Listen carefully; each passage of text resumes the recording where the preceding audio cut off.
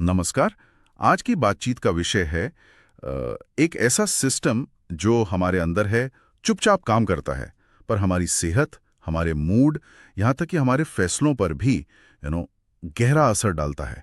हमारी आंत, gut health. हाँ बिल्कुल। और हम पायल कोठारी की किताब द गट के कुछ अहम हिस्सों को देख रहे हैं। हाँ, पायल कोठारी वो जानी मानी इंटीग्रेटिव न्यूट्रिशनिस्ट और गट हेल्थ कोच है। और उनकी अपनी कहानी भी गट असंतुलन से जुड़ी रही है। शायद इसीलिए वो इसे इतनी गहराई से समझती हैं। बिल्कुल, और उसी अनुभव ने उन्हें इस फील्ड का क्या कहते हैं एक्सपर्ट बनाया। आजकल वैसे भी हर तरफ गट हेल्थ की बात क्यों हो रही है? मतलब बढ़ता मोटापा, तनाव, ये लाइफस्टाइल। हाँ, लगता है सब तार कहीं ना कहीं यहीं आकर जुड़ते हैं। चलिए तो फिर इसे खोलते हैं। ये सिर्फ हाजमे की बात तो नहीं लग रही? नहीं, बिल्कुल नहीं, ये मामला कहीं ज्यादा गहरा है। तो दिलचस्प बात क्या है इसमें? दिलचस्प बात यह है कि आंत मतलब गट अपने आप में एक पूरी दुनिया है, बहुत जटिल। लेकिन इसका काम पर्दे के पीछे होता है ना, तो हम इसे नजरअंदाज कर देते हैं अक्सर। आज हम समझेंगे कि ये कैसे हमारे शरीर के इतने सारे कामों को कंट्रोल करती है, और क्यों कुछ लोग इसे हमारा दूसरा मस्तिष्क भी कहते हैं। दूसरा मस्तिष्क, ये सुनना है मुझे। हाँ, ये सोचना ही रोमांचक है कि शायद हमारी सेहत का राज हमारे पेट में छुपा हो। तो शुरू करते हैं बिल्कुल बेसिक से। जब हम गट या आंत कहते हैं तो हम शरीर के किस हिस्से की बात कर रहे हैं? अक्सर लोग पेट बोल देते हैं। हाँ, पेट यानी स्टमक तो इस सिस्टम का बस एक छोटा पर जरूरी हिस्सा है। अच्छा। असल में गट का मतलब है पूरा गैस्ट्रोइंटेस्टिनल ट्रैक्ट। ये एक लंबी ट्यूब है, करीब 9 मीटर या 30 फीट तक लंबी। 30 फीट? हाँ, बाप रे। हाँ, मुंह से शुरू होकर भोजन नली, पेट, छोटी आंत, बड़ी आंत, आखिर में गुदा तक सब इसी में आता है। तो ये पूरा रास्ता ही गट है। हाँ, और पायल कोठारी इसे हमारी सेहत की सुरक्षा तिजोरी कहती हैं। सुरक्षा तिजोरी, ये अच्छा नाम है। क्यों? मतलब किस चीज से बचाता है ये हमें? आप सोचिए, हम जो कुछ भी खाते पीते हैं वो सब इसी ट्यूब से गुजरता है। तो ये तिजोरी तय करती है कि खाने से जरूरी पोषक तत्व तो खून में चले जाएं, ठीक है, लेकिन जो बेकार या हानिकारक चीजें हैं वो शरीर से बाहर निकल जाएं। अच्छा। इसकी दीवारें भी खास मांसपेशियों से बनी है, और इन्हीं दीवारों में छिपा है एक पूरा nervous system, enteric nervous system, ENS, आंत का अपना दिमाग। आंत का अपना दिमाग? वाह। हाँ, इसका मेन काम है खाना पचाना, पोषक तत्व सोखना, डिटॉक्स करना और वेस्ट को बाहर निकालना। तो इस लंबी ट्यूब में, इस 30 फीट के रास्ते में खाने का सफर कैसा होता है? पोषक तत्व कैसे निकलते हैं उसमें से? देखिए, खाना मुंह से पेट में गया, वहां एसिड और एंजाइम उसे तोड़ते हैं। फिर असली काम शुरू होता है छोटी आंत में। ये करीब 3 से 6 मीटर लंबी होती है। अच्छा खासा लंबा। हाँ, और यहीं पर ज्यादातर पोषक तत्व, carbs, protein, fat, vitamins, minerals सब खून में सोखे जाते हैं। और ये होता कैसे है? मतलब दीवारें कैसे सोखती हैं? उसके अंदरूनी सतह पर ना लाखों उंगलियों जैसे उभार होते हैं, उन्हें विली कहते हैं। विली? हाँ, इनकी वजह से सोखते की सतह का एरिया इतना बढ़ जाता है, अंदाजा लगाइए, एक टेनिस कोर्ट जितना। क्या बात कर रही हैं? एक टेनिस कोर्ट पेट के अंदर? हाँ, कमाल की इंजीनियरिंग है ना, ताकि कम जगह में ज्यादा से ज्यादा पोषण मिल सके। वाकई कमाल है। अच्छा, और जो पचता नहीं या जिसकी जरूरत नहीं, उसका क्या? वो फिर आगे बढ़ जाता है बड़ी आंत में। बड़ी आंत मुख्य रूप से पानी और इलेक्ट्रोलाइट सोखती है, और बाकी कचरे को मल में बदलकर शरीर से बाहर निकालने की तैयारी करती है। और हाँ, यही वो जगह है जहां हमारे असली मेहमान रहते हैं। मेहमान कौन? खरबों बैक्टीरिया और दूसरे छोटे छोटे जीव, हमारा गट माइक्रोबायोम। अच्छा, तो यहाँ आता है वो 100 ट्रिलियन वाला नंबर। किताब कहती है हमारे अंदर 100 ट्रिलियन सूक्ष्म जीव हैं। हाँ, ये तो मतलब हमारे अपने सेल से भी ज्यादा? हाँ, करीब 10 गुना ज्यादा। ये सारे सूक्ष्म जीव, बैक्टीरिया, वायरस, फंगस वगैरह मिलकर हमारा गट माइक्रोबायोम बनाते हैं। और सबका अलग अलग होता है? बिल्कुल, जैसे हर किसी के फिंगरप्रिंट अलग होते हैं ना, वैसे ही हर किसी का माइक्रोबायोम भी एकदम अनोखा होता है। वाह। ये हमें काफी हद तक माँ से मिलता है, जन्म के समय और दूध पीने से। फिर हमारी डाइट, लाइफस्टाइल, माहौल, इन सब से बदलता रहता है। तो ये जो खरबों किराएदार हमारे अंदर पल रहे हैं, ये करते क्या हैं? सिर्फ रहते हैं या कुछ काम भी आते हैं? अरे, ये सिर्फ किराएदार नहीं है, हमारे पार्टनर हैं, पार्टनर इन हेल्थ। अच्छा, कैसे? देखिए, आकर्षक बात यह है कि ये हमारे लिए बहुत ज़रूरी काम करते हैं। ये हमारी इम्यूनिटी को ट्रेनिंग देते हैं। ट्रेनिंग मतलब शरीर को सिखाते हैं कि दोस्त कौन है और दुश्मन कौन, किसे अंदर आने देना है, किसे भगाना है। ये कुछ विटामिन बनाते हैं जो हम खुद नहीं बना सकते, जैसे विटामिन के, कुछ बी विटामिन्स। अच्छा। ये वजन कंट्रोल करने में मदद करते हैं और सबसे मजेदार बात, ये हमारे मूड पर भी गहरा असर डालते हैं। मूड पर? पेट का मूड से क्या लेना देना? ये कैसे हो सकता है? हाँ, ये सुनने में अजीब लगता है, पर ये सच है। हमारे शरीर का लगभग 90% सेरोटोनिन, वो हैप्पी हार्मोन। हाँ वही, और करीब 70% डोपामाइन, जो मोटिवेशन और खुशी से जुड़ा है, वो हमारी आंत में ही बनता है। दिमाग में नहीं? बनता वहां भी है, पर ज्यादातर आंत में, और इसमें इन माइक्रोब्स का बहुत बड़ा हाथ होता है। तो मतलब हमारी फीलिंग्स का रिमोट कंट्रोल पेट में? काफी हद तक।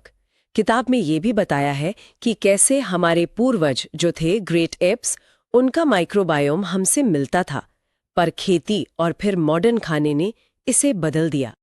तो जरूरी ये हुआ कि अच्छे और बुरे बैक्टीरिया का बैलेंस बना रहे। बिल्कुल।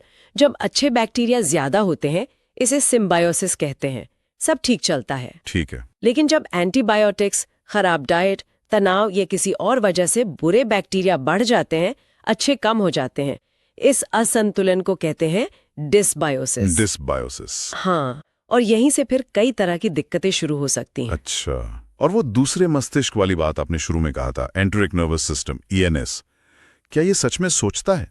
देखिए, सचेत रूप से नहीं सोचता जैसे हमारा सिर वाला दिमाग सोचता है, लेकिन ईएनएस अपने आप में एक बेहद बहुत ही कॉम्प्लेक्स नेटवर्क है। आंत की दीवारों में करीब 50 करोड़ न्यूरॉन्स होते हैं। 50 करोड़? हाँ, ये हमारी रीढ़ की हड्डी में जितने न्यूरॉन्स हैं उनसे भी ज्यादा हैं। इसीलिए इसे दूसरा मस्तिष्क कहा जाता है।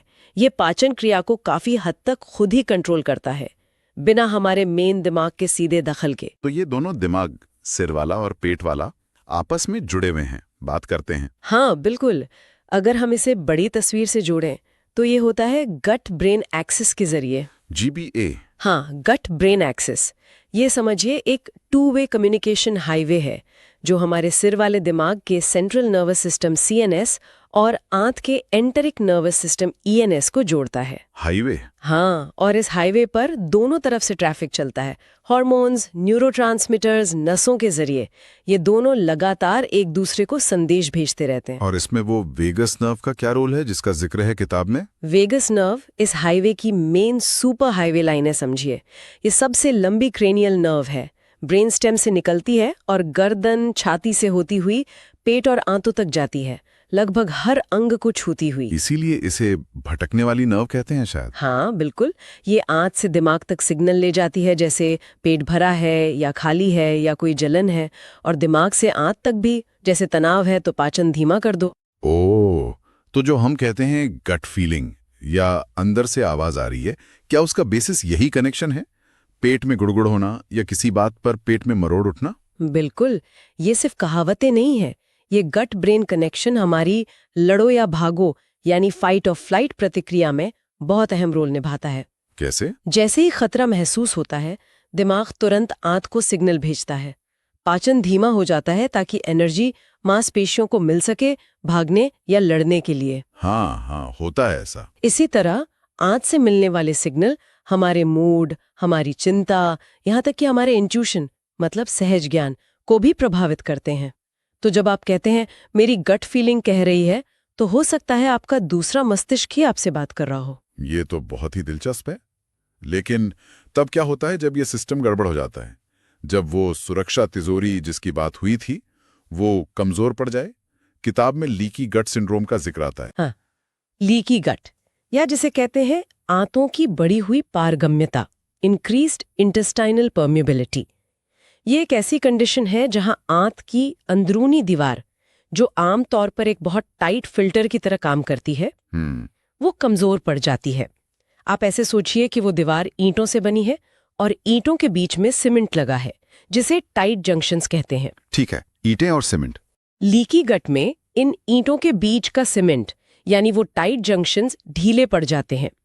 किताब में जोनुलिन नाम के प्रोटीन का जिक्र है। जोनुलिन। हाँ, ये प्रोटीन इन जंक्शंस को खोलने और बंद करने का काम करता है, एक तरह से दरवाजे के गार्ड जैसा। ओके। कुछ वजहों से जैसे खराब डाइट, तनाव, इन्फेक्शन, जोनुलिन का लेवल बढ़ सकता है और ये गार्ड फिर दरवाजा या तो ज्यादा देर तक खोल देता है या ज्यादा चौड़े खोल देता है। और फिर होता यह है कि जो चीजें खून में नहीं जानी चाहिए थी, जैसे अधपचे खाने के कण, बैक्टीरिया के टुकड़े, टॉक्सिन्स, वो खून में लीक होने लगते हैं। ओह, इसीलिए लीकी गट। बिल्कुल। और जब ये अनचाही चीजें खून में पहुंचती हैं, तब क्या होता है? तब हमारा इम्यून सिस्टम हरकत में आता होगा। एग्जैक्टली। इम्यून सिस्टम इन्हें बाहरी हमलावर समझता है और उन पर हमला बोल देता है। इससे पूरे शरीर में एक हल्की पर लगातार चलने वाली सूजन पैदा हो सकती है, क्रॉनिक इन्फ्लेमेशन। और यही सूजन फिर बीमारियों की जड़ बनती है। हाँ, कई बीमारियों की जड़ मानी जाती है। और साथ ही ये ऑटो इम्यून प्रतिक्रियाओं को भी ट्रिगर कर सकता है। मतलब शरीर गलती से अपने ही टिश्यूज पर हमला करने लगता है। अच्छा, तो इसीलिए शायद किसी को पेट में सीधी दिक्कत ना हो, जैसे गैस या कब्ज, पर स्किन प्रॉब्लम हो जाए, जैसे एक्जिमा या जोड़ों का दर्द या थकान। ये सब लीकी गट से जुड़ा हो सकता है। बिल्कुल हो सकता है। खराब गट हेल्थ के लक्षण बहुत अलग अलग हो सकते हैं, जरूरी नहीं कि सिर्फ पेट से जुड़े हों। क्या क्या लक्षण हो सकते हैं? किताब में कुछ आम लक्षणों का जिक्र है, जैसे पाचन की समस्याएं तो हैं ही, लगातार ब्लोटिंग, गैस, डायरिया, कब्ज। अरिया, thyroid, rheumatoid arthritis, mood disorder, depression, anxiety और लगातार थकान या ब्रेन फॉग, मतलब दिमाग साफ ना लगना। बाप रे, लिस्ट तो लंबी है। और हमारी आजकल की लाइफस्टाइल, ये कैसे इसे बिगाड़ रही है? कई तरह से। एक तो है क्रॉनिक स्ट्रेस, मतलब लंबे समय तक चलने वाला तनाव। ये सीधे गट ब्रेन एक्सिस पर असर डालता है और गट लाइनिंग को कमजोर कर सकता है। तनाव तो है ही आजकल। फिर है एंटीबायोटिक्स। देखिए, इन्फेक्शन से लड़ने के लिए वो जरूरी है, लेकिन उनका ज्यादा या बेवजह इस्तेमाल अच्छे बैक्टीरिया को भी मार देता है। माइक्रोबायोम का बैलेंस बिगड़ जाता है। हाँ, पायल कोठारी ने अपनी कहानी में भी बताया था कि ये टीबी के एंटीबायोटिक्स ने उनकी गट पर असर डाला। बिल्कुल। फिर हमारी खाने पीने की आदतें। हाँ, वो तो हैं ही। आजकल तरह तरह की फैट डाइट्स भी चलती हैं। किताब में कीटो का उदाहरण था। हाँ, किताब इस पर ध्यान दिलाती है कि प्रोसेस्ड फूड, ज्यादा चीनी, जंक फूड, ये सब गट की बुरे बैक्टीरिया को पालते हैं और सूजन बढ़ाते हैं। और फैट डाइट्स। कुछ फैट डाइट्स के बारे में स्रोत का कहना है, जैसे कीटो का उदाहरण दिया गया है, कि उनमें पोषक तत्वों की कमी हो सकती है या उनमें इस्तेमाल होने वाले आर्टिफिशियल स्वीटनर गट माइक्रोबायोम को नुकसान पहुंचा सकते हैं। हम यहाँ सिर्फ किताब का नजरिया बता रहे हैं, जाहिर है। बिल्कुल, ये जरूरी है साफ करना। इसके अलावा नींद की कमी, ज्यादा शराब पीना और पर्यावरण में जो टॉक्सिन्स हैं, वो भी गट हेल्थ को बिगाड़ सकते हैं। और वो एनसीडीज वाली बात, नॉन कम्युनिकेबल डिजीज, डायबिटीज, मोटापा, दिल की बीमारियां, इनका भी गट हेल्थ से कनेक्शन है। हाँ, स्रोत यही बताता है कि दुनिया भर में और खासकर भारत जैसे विकासशील देशों में एनसीडीज तेजी से बढ़ रहे हैं। और खराब गट हेल्थ, उससे जुड़ी क्रॉनिक सूजन और मेटाबॉलिज्म में गड़बड़ी, ये इन बीमारियों के बढ़ने में एक संभावित बड़ा फैक्टर हो सकती है। ये दिखाता है कि गट हेल्थ सिर्फ पेट का मामला नहीं, ये पूरे शरीर के स्वास्थ्य का आईना है। तो इतनी सारी समस्याओं के बाद अच्छी खबर यह है कि हम इसे सुधार सकते हैं। मतलब अपनी गट हेल्थ को बेहतर बनाने के लिए कुछ किया जा सकता है। हाँ, बिल्कुल। और यही पायल कोठारी के इंटीग्रेटिव न्यूट्रिशन अप्रोच का सार है। सिर्फ लक्षणों को मत दबाओ, जड़ पर काम करो। और शुरुआत होती है कुछ बुनियादी बदलावों से, खासकर खान पान में। किस तरह के बदलाव? क्या खाएं, क्या छोड़ें? सबसे पहला कदम तो यही है कि उन चीजों को कम करें जो गट को नुकसान पहुंचाती हैं। पायल कोठारी एक आसान नियम बताती हैं। CRAP खाना बंद करें। CRAP, ये क्या है? C माने कार्बोनेटेड ड्रिंक्स, सोडा वगैरह। R माने रिफाइंड शुगर्स, सफेद चीनी। A माने आर्टिफिशियल फूड्स, नकली स्वाद, रंग वाली चीजें। और P माने प्रोसेस्ड फूड्स, डिब्बा बंद, पैकेट बंद खाना। अच्छा, CRAP, carbonated, refined, artificial, processed. हाँ, इनकी जगह असली ताज़ा घर का बना खाना खाएं। रंग बिरंगी सब्जियां, फल, साबुत अनाज, दालें, ये सब गट के अच्छे बैक्टीरिया का खाना है, उन्हें पोषण देते हैं। किताब में कुछ उदाहरण भी थे शायद। हाँ, हल्के और पौष्टिक विकल्प सुझाए गए हैं, जैसे फलों से भरे कटोरे, सब्जियों का शोरबा, खिचड़ी, नारियल पानी, हर्बल चाय। और वो प्रीबायोटिक्स और प्रोबायोटिक्स, इनका क्या रोल है गट सुधारने में? ये दोनों गट हेल्थ के सुपर हीरो जैसे हैं। प्रीबायोटिक्स क्या हैं? ये वो फाइबर हैं जो हमारी आंत के अच्छे बैक्टीरिया का खाना बनते हैं। अच्छा, बैक्टीरिया का खाना। हाँ, ये उन्हें फलने फूलने में मदद करते हैं। ये आपको मिलेंगे प्याज, लहसुन, केले, ओट्स, सेब, अलसी, चिकोरी रूट जैसी चीजों में। ठीक है। और प्रोबायोटिक्स? प्रोबायोटिक्स खुद जीवित अच्छे बैक्टीरिया होते हैं। ये हमें मिलते हैं फर्मेंटेड यानी खमीर उठी चीजों से। जैसे दही? हाँ, दही, केफिर, घर का बना अचार, कांजी, idli, dosa, kimchi, miso soup, kombucha. अरे वाह, ये तो ज्यादातर हमारे पारंपरिक खाने का हिस्सा है। अचार, कांजी, इडली, दही। बिल्कुल, हमारी पारंपरिक बुद्धिमत्ता जैसे आयुर्वेद वो हमेशा से पाचन और आंत के महत्व को समझती आई है। सही बात है। आयुर्वेद में त्रिदोष, वात, पित्त, कफ का संतुलन, भोजन के 6 रस, इन सब का संबंध पाचन से ही है। फर्मेंटेशन की प्रक्रिया भी हजारों सालों से हमारी संस्कृति का हिस्सा रही है। हमें बस उसे फिर से अपनाने की जरूरत है। इम्यूनिटी बढ़ाने वाले खाने के बारे में भी कुछ था किताब में? हाँ, क्योंकि हमारी 70-80% इम्यूनिटी गट में ही रहती है। अच्छा। तो विटामिन सी वाली चीजें जैसे नींबू, संतरा, आंवला, हल्दी, अदरक, हरी पत्तेदार सब्जियां, नारियल का तेल, अलसी के बीज, ये सब इम्यून सिस्टम को ताकत देते हैं और सूजन कम करते हैं। किताब में कुछ और टिप्स या चीट कोड्स भी दिए थे शायद? हाँ, कुछ बहुत प्रैक्टिकल बातें हैं।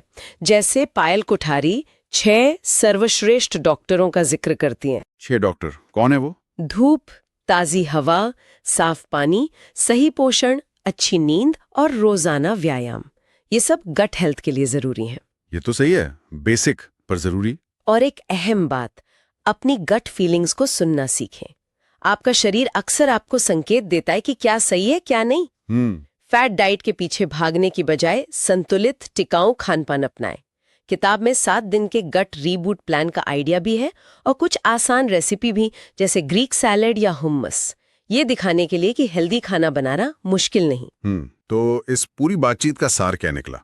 सबसे बड़ी सीख क्या है जो हमें याद रखनी चाहिए? मेरे ख्याल से सबसे बड़ी सीख ये है कि हमारी आंत सिर्फ एक पाचन अंग नहीं है, वो हमारे पूरे स्वास्थ्य का केंद्र है, फाउंडेशन है। फाउंडेशन? हाँ, हमारे वजन से लेकर हमारी इम्यूनिटी, हमारे मूड, हमारी मानसिक स्पष्टता, यहाँ तक कि हमारे इंट्यूशन तक, सब कुछ इससे जुड़ा है। सही कहा। और अच्छी बात यह है कि इस फाउंडेशन को मजबूत करने के लिए कोई बहुत मुश्किल काम नहीं करने, छोटे छोटे लगातार किए गए बदलाव। हाँ बिल्कुल। जैसे प्रोसेस फूड कम करना, खाने में फाइबर और फर्मेंटेड फूड्स लाना, तनाव मैनेज करना, अच्छी नींद लेना, ये सब मिलकर बहुत बड़ा फर्क ला सकते हैं। बिल्कुल। तो ये सब क्या मायने रखता है? मायने ये रखता है कि अपनी गट हेल्थ का ध्यान रखकर हम अपनी पूरी सेहत और जिंदगी की क्वालिटी को बेहतर बना सकते हैं। एकदम से। और ये एक महत्वपूर्ण सवाल भी उठाता है, जैसे किताब में गट को दूसरा मस्तिष्क कहा गया है और गट फीलिंग्स या अंतर्ज्ञान से इसके गहरे जुड़ाव की बात हुई है। तो सोचिए, अगर हम अपनी आंत की इन सूक्ष्म भावनाओं पर, इन अंदरूनी आवाजों पर ज्यादा ध्यान देना शुरू करें, तो क्या ये सिर्फ शारीरिक स्वास्थ्य से आगे बढ़कर जीवन के दूसरे पहलुओं में भी कुछ नए दरवाजे खोल सकता है? जैसे हमारे रिश्ते, हमारे फैसले, हमारी क्रिएटिविटी। क्या हम ज्यादा सहज और सही निर्णय ले पाएंगे अगर हम अपनी गट फीलिंग को ज्यादा सुने? इस पर विचार करना वाकई दिलचस्प है। बहुत गहरा विचार है ये। अपनी गट फीलिंग पर भरोसा करना शायद सिर्फ कहावत ना हो। खैर, अगर कोई आंत के स्वास्थ्य के इस आकर्षक विषय में और गहराई से जानना चाहता है तो पायल कोठारी की किताब द गट एक बेहतरीन रिसोर्स हो सकती है। आज की इस बेहतरीन चर्चा के लिए बहुत बहुत धन्यवाद। धन्यवाद।